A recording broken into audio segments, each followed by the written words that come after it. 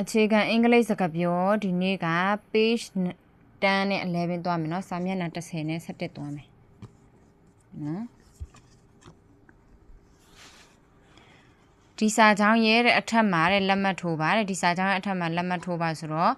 sign above this line above above this line sign above this line sign above this line ဒီစာကြောင်းရဲ့အထက်မှာလက်မှတ်ထိုးပါတဲ့ကိစ္စမရှိပါဘူး not at all not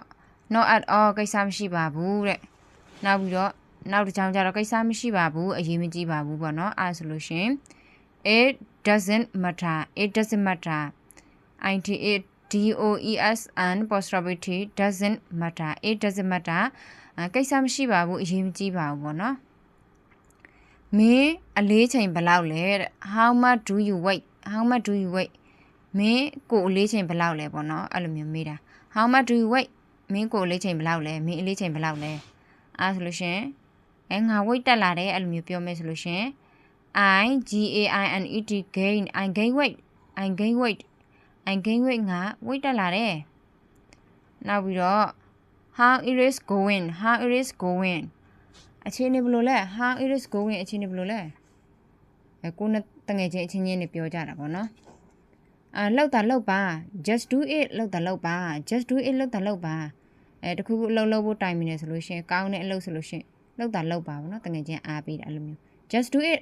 လောက်တာလောက်ပါ just do it လောက်တာလောက်ပါမင်းငါကိုသိလား do you know me do you know me do you know me do you know me မင်းငါကိုသိလားဘယ်သူမှမသိဘူး no one knows အဲ့ဒီမှာလေ knows knows no one knows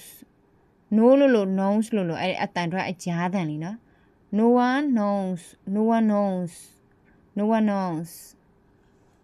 အဲ့တော့အချိန်ပြည့်ပါပြီ time is at time is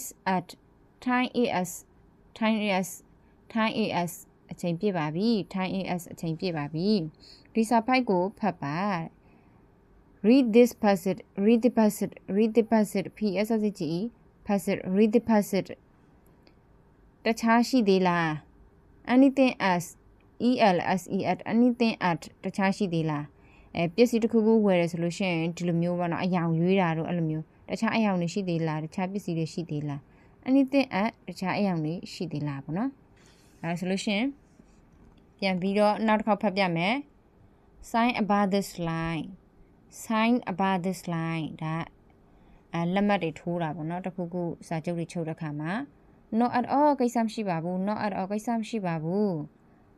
it doesn't matter ကိစ္စမရှိပါဘူး it doesn't matter ကိစ္စမရှိပါဘူးအရင်မကြည့်ပါဘူးမင်းအလေးချိန်ဘယ်လောက်လဲ how much do you weigh how much do you weigh မင်းအလေးချိန်ဘယ်လောက်လဲငါ weight တက်လာတယ် I'm gain weight ငါအလေးချိန်တက်လာတယ် how it is going အချင်းဘယ်လိုလဲလောက်တာလောက်ပါ just do it လောက်တာလောက်ပါ just do it လောက်တာလောက်ပါမင်းငါကိုသိလား do you know me ဘယ်သူမှမသိဘူး no one knows ဘယ်သူမှမသိဘူးအချိန်ပြည့်ပါပြီ time is အချိန်ပြည့်ပါပြီဒီစာပိုက်ကိုဖတ်ပါ read the passage စာပိုက်ကိုဖတ်ပါတခြားရှိသေးလား anything else တခြားရှိသေးလားကျေးဇူးတင်ပါတယ်ရှင်နောက်နေ့ကျရင်စနစ်ကိုသွားပါမယ်ရှင်